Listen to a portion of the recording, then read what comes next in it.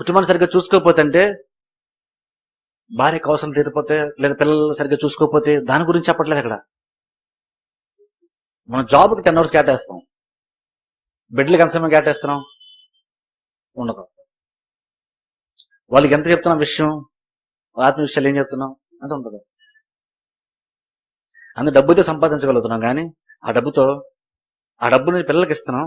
వాళ్ళు ఏదో సుఖపడతారు, బాగా బ్రతారు, వాళ్ళ అవసరం తీర్చుకుంటారు, వాళ్ళు సంతోషిస్తానే ఇస్తున్నాం.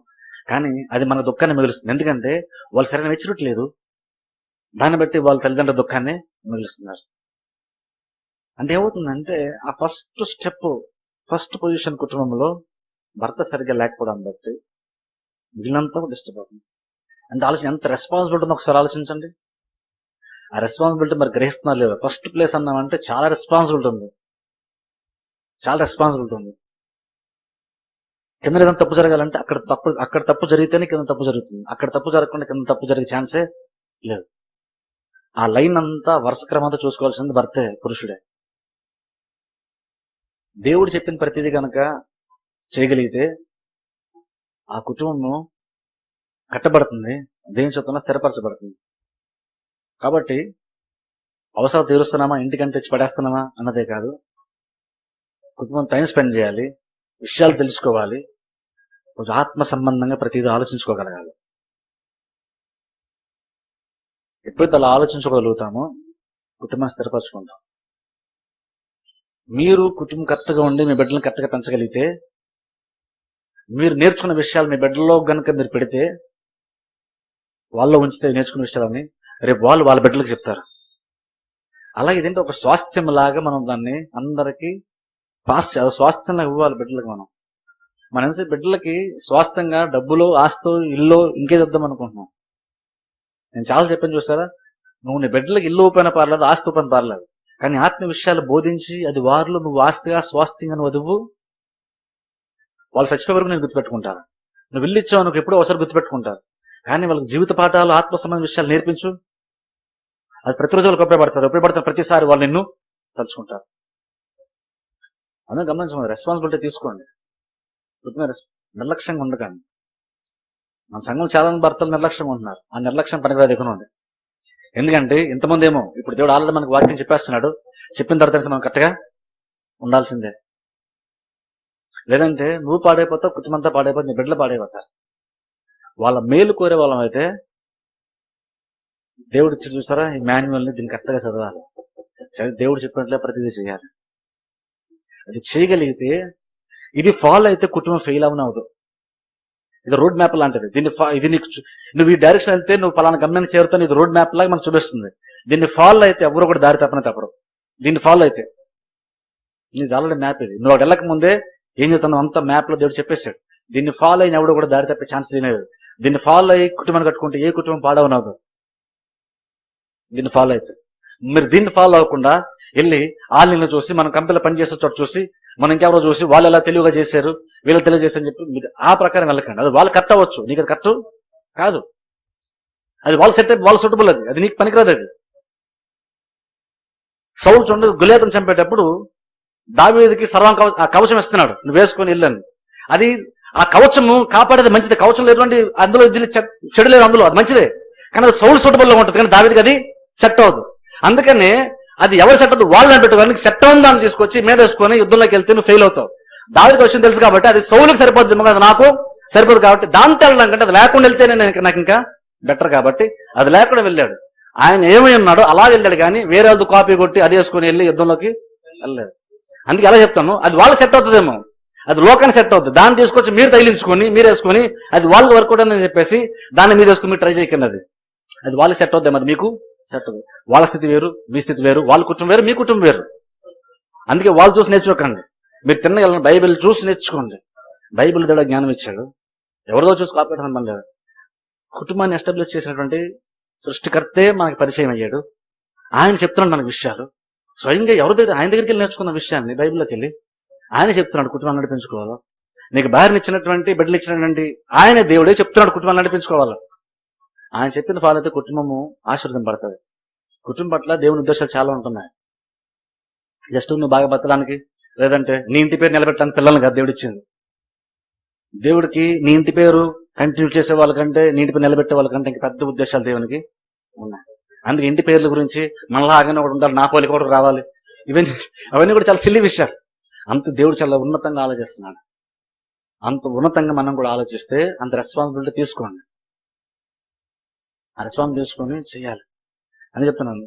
ఖచ్చితంగా రెస్పాన్సిబిలిటీ ఉంటుంది. కుటుంబంలో భర్తగా రెస్పాన్సిబిలిటీ ఉంటుంది. ఇంట్లో గనక మనం పెద్దగా ఉన్నామంటే నీదే రెస్పాన్సిబిలిటీ. మా ఇంట్లో నేను పెద్ద ఉన్నంటే రెస్పాన్సిబిలిటీ నాదే. మా తమ్ముడితో కూడా అవదు. మా తమ్ముడి కంటే ఫస్ట్ ప్రయారిటీ నాకు, నా తర్వాతే వాడికి వస్తుంది రెస్పాన్సిబిలిటీ. అలాగేంటంటే దేవుడు మనకుంటే పొజిషన్ ఇచ్చాడు మనకి. ఆ పొజిషన్ తక్కువ చేయకూడదు. అది జస్ట్ ఏదో మనం ఫస్ట్ మనం పుట్టామని కాదు. నువ్వు ఆ కుటుంబంలో ఫస్ట్ జన్మించాలని దేవుడు నిర్ణయించాడు. నేను జన్మింప చేశాడు దేవుడు.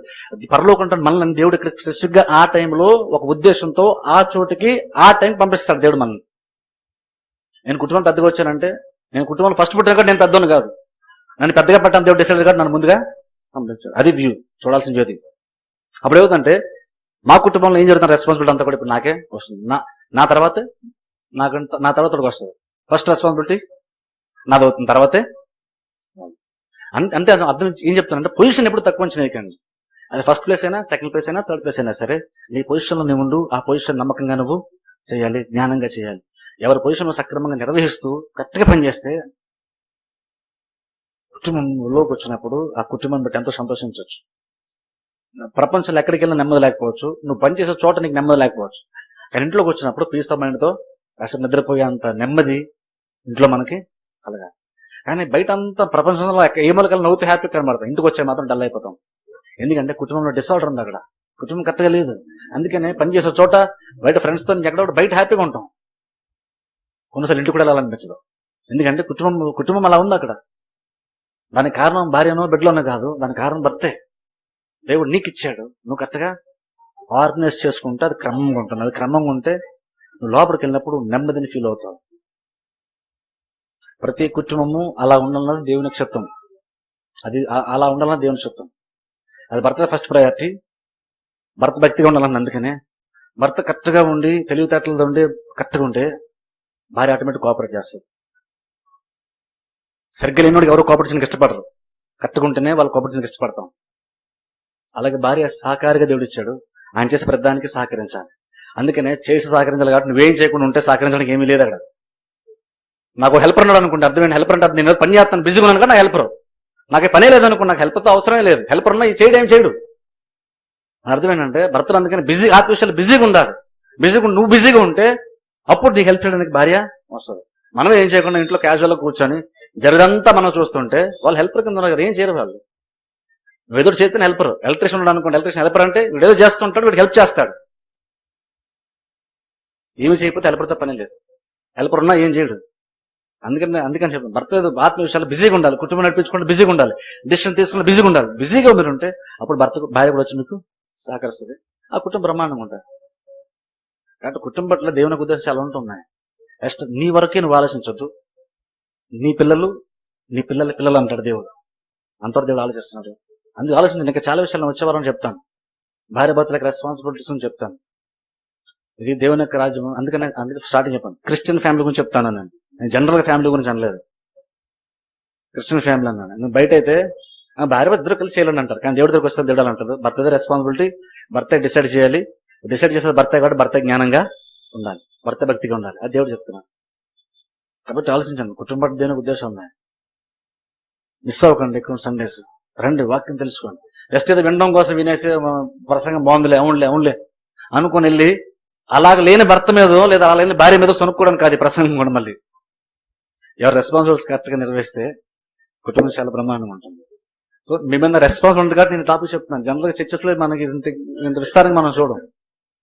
మీరు బాగుండాలని, మీ కుటుంబాలు బాగుండాలని కోరుకోవడం కాబట్టి ఈ విషయాలు నేను లోతుగా చెప్తున్నాను. నేను ఏదో 4 పాయింట్లు తెలుసుకుంటారని కాదు.